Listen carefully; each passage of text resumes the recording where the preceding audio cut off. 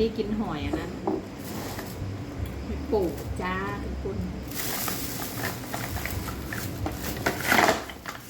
พอกอะไรอย่างนี้ซื้อเอา 9,000 20,000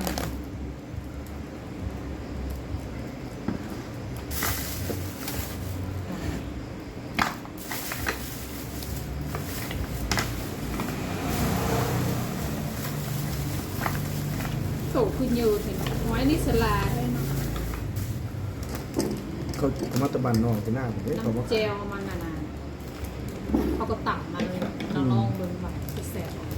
ๆตัดเลยอ้าวคือว่าหกกระแดงเจล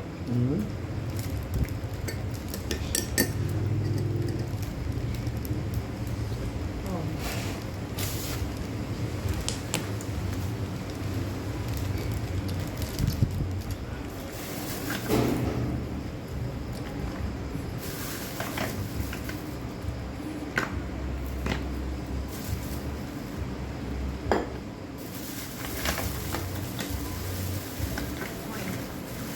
เขาเอิ่นหอยยังกด หอยโขงหอยโขงเป็นหอยเชอรี่เนี่ยหอยโขงเนี่ยเขาเรียกหอยโขง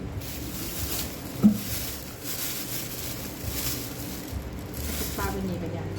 วางวันนี้มาเดี๋ยววางวันนี้ เตือมันเหม็น ไปโดนพัดลมอยู่วันนี้ ที่สู้มัน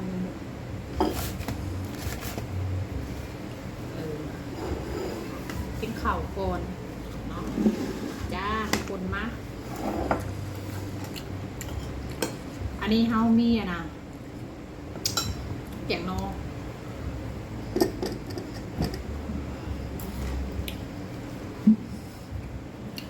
แซ่บแซ่บ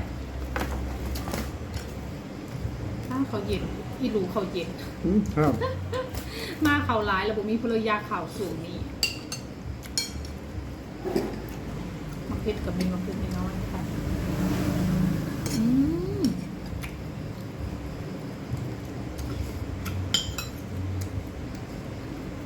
จัดมันเนื้อนอกขึ้นเข่า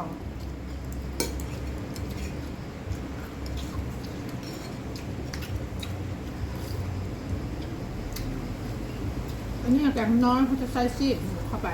ค่อยแสบมันจะเห็ดเงามันน้ำมันมันค่อยแสบแกงไทยซีดหมูสุดเลยแต่บ่ได้กินตลอดด้วยแกงน้อยเพิ่งถึงทั้งถิ่นเนาะกระโดนกินเถอะน้ำแสบ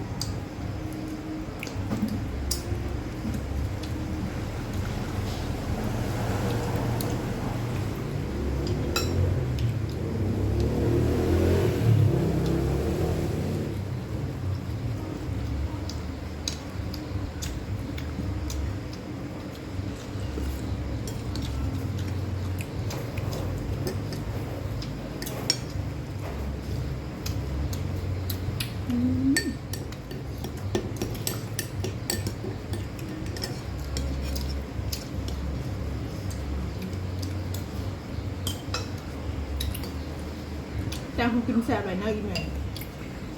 นั่งกินน้ำอิ่มไหนแต่น้อยก็เลยแบบหัวแกงรู้จักความมากเลยเดิมเพชรเบี่ยงเลย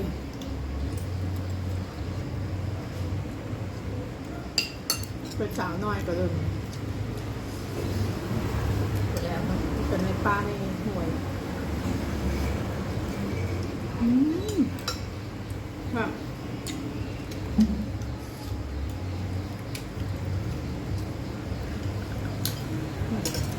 อันนี้เป็นผักใหญ่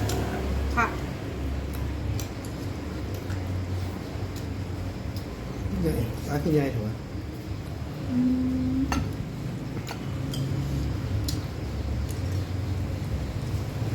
กินหอยเลยแสบ ผู้เสียไป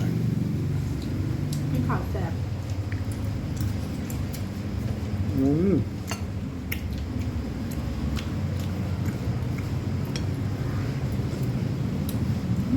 ข่าวหลายๆตัวเม็ดมือกินข่าวหน่อยข่าวคาเดียวขนมก็บริกินได้วันนี้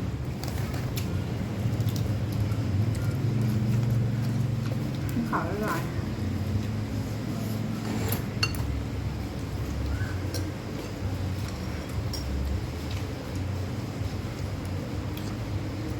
ๆฝนยังตกยิบยิบยิบยิบ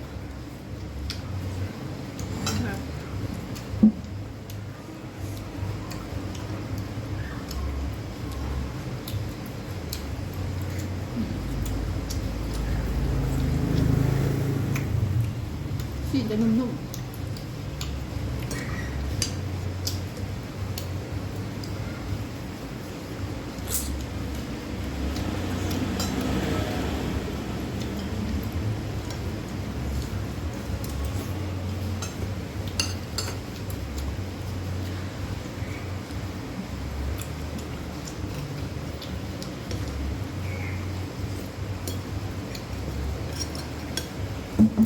ตักหมักเล็กลง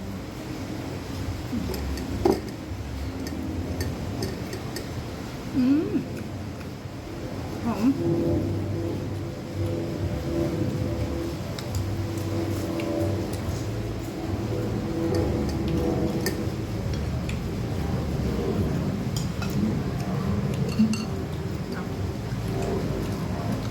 อร่อยเนาะ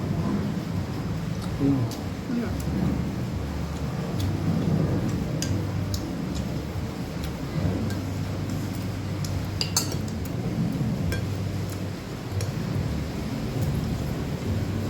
ก็ตกเหรออะไร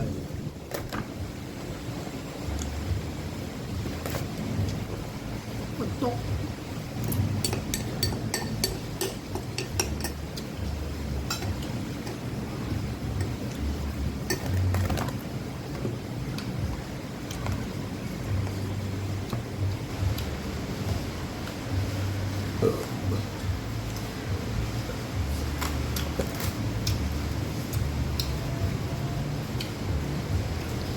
ถ้าเป็นเพชร2 เลยอ่ะ อืมได้แล้ว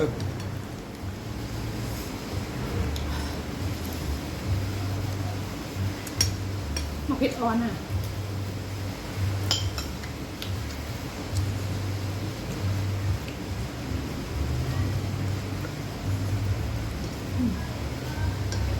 เนาะ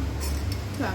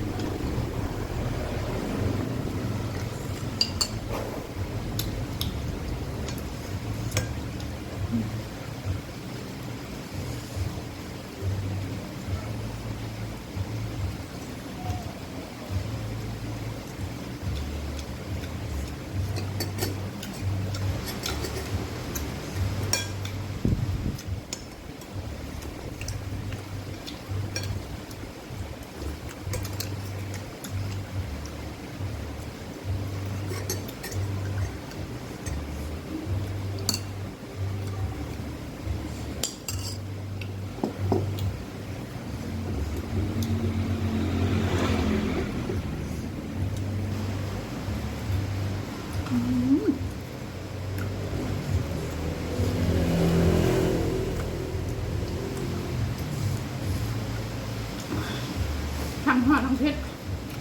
มันรู้เพื่อจะนอก